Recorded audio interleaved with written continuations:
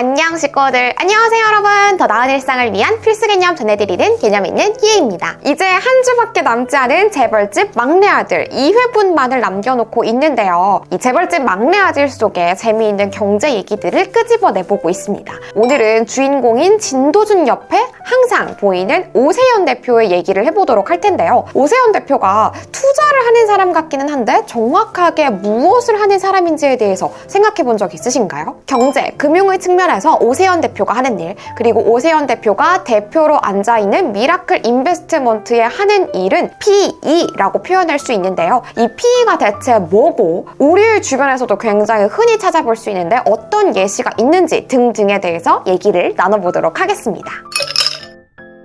PE라는 거는 Private Equity, 즉 쉽게 얘기해서 고수익을 추구하는 장기 투자 전문 기구를 말합니다 라고 돼 있습니다. 미라클 인베스트먼트가 투자자들에게 투자를 받아서 이 자금으로 무엇인가 수익을 내는 많은 작업들을 하는 것 같은데 우리는 사실 그게 정확하게 뭔지 모르겠다라는 거잖아요. 투자자, 즉 개인과 일반 법인, 기타 자본을 바탕으로 투자를 받아서 기업의 지분을 인수하거나 기업의 투자 증권에 투자를 하는 등의 작업을 진행합니다. 사실은 이 미라클 인베스트먼트 같은 PE, 그리고 PE가 운영하는 기구인 PEF, 우리나라의 드라마에서 소재로 굉장히 많이 쓰여요.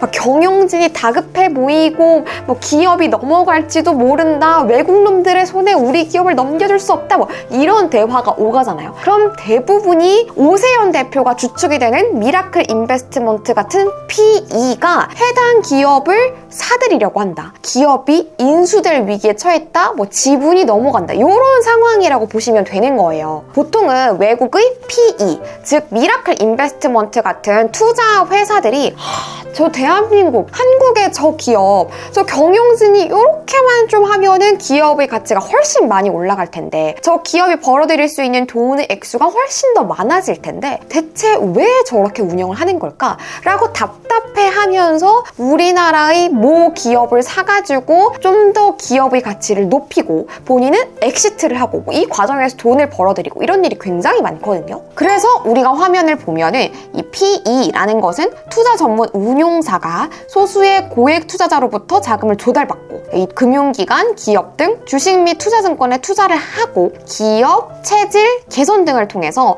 지분을 매각해서 고수익을 추구한다라고 돼 있어요. 여기서 이 기업의 체질을 개선한다라는 게 이 기업에 훨씬 더 돈을 더 많이 벌 수 있도록 경영의 그 질을 확 물갈이를 한다, 뭐 이런 상황을 상상을 하시면 되겠습니다. 사실 이 PE를 둘러싸고 있는 관계들도 굉장히 복잡하고 자금의 흐름도 꽤나 복잡해요. 그래서 제가 참고하고 있는 이 신한투자증권의 홈페이지에서도 사모투자 전문회사, 즉 PE를 둘러싸고 있는 관계들을 나름 간단하게 그려놓기는 했지만 이것마저도 우리한테는 좀 어렵게 느껴진단 말이죠. 그래서 우리는 좀 전에 봤던 것처럼 이 투자자와 PE, 그리고 기업의 지분, 그리고 기업 투자증권을 대상으로 한다, 이 정도의 구조만 이해를 하셔도 오세현 대표가 무슨 일을 하는지, 미라클 인베스트먼트가 어떤 일을 하는 회사인지를 파악하는 데 충분합니다. 다만 이 미라클 인베스트먼트의 회사의 프로세스, 어떤 식으로 일을 하는지는 좀 알아두면 도움이 되기는 해요. 이 프로세스는 순양 백화점과 순양 증권을 샀던 프로세스와 크게 다르지 않기 때문에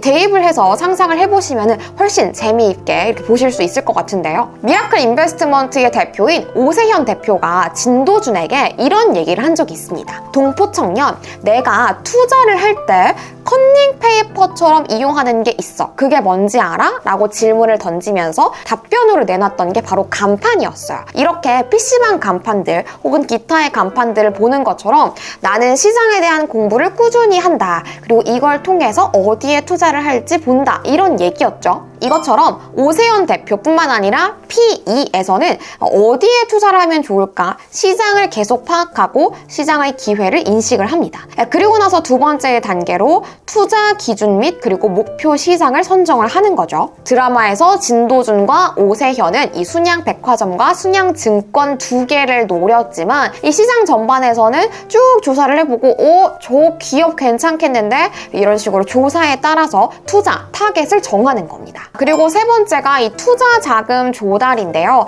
P2에는 투자를 하는 투자자들이 있었죠. 잠재적인 투자자도 분석하고 그리고 투자 자금을 조달을 받아서 돈을 어느 정도 확보를 했으면 이걸 바탕으로 투자 대상을 확정을 짓고 실제 투자에 들어갑니다. 그런데 어쨌든 이 P2가 이렇게 기업의 지분을 인수하는 등등 투자를 하는 거는 결국 이 기업이 더 잘 되게 해서, 즉 이 기업의 체질을 개선해서 훨씬 많은 수익을 얻게 한 다음에 엑시트, 팔 때 더 큰 금액을 받게 하기 위함이 이 P2들의 목표거든요. 이걸 통해서 수익을 얻는 거니까요. 그래서 다섯 번째 단계가 기업 가치 재고예요. 그래서 드라마 같은 데 봤을 때 P2에 기업이 넘어가고 나면 경영진이 한번 물갈이가 싹 되거든요. 이때 HR, 기업 문화 혁신 등등이 이루어지는 모습이 그렇게 그려지는 거죠. 그리고 나서는 여섯 번째 단계로 투자 회수, 자금 회수의 방법도 선정하고 엑시트, 언제 털고 나갈지 시기 등등을 결정을 하고 이 투자자들에게 돌려줄 거 돌려주고 나머지는 본인들이 먹고 이런 식의 작업들이 이루어지는 겁니다. 희애님, 이 재벌집 막내 아들에서 오세현 대표가 뭘 하는지는 이제는 알겠어요. 근데 이거는 진짜 드라마상의 얘기 아니에요? 아닙니다. 제가 대표적으로 투썸플레이스의 사례를 하나 가져왔어요.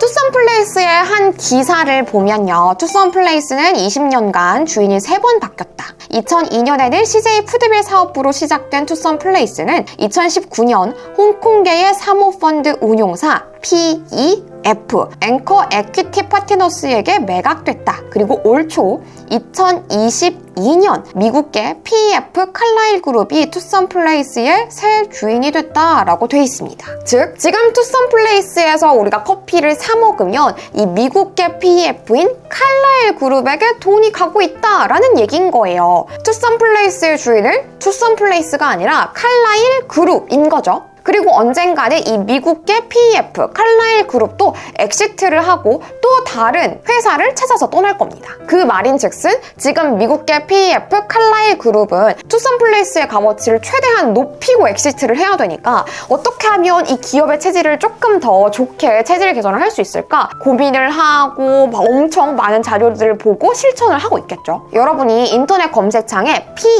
PEF라고만 검색을 하셔도 생각보다 많은 기업들이 현재 주인이 PEF라는 거를 확인해 보실 수 있을 거예요. 그럼 대기업들의 돈이 어떻게 오가는지도 파악할 수 있고요. 생각보다 재미있는 공부가 될 수 있습니다.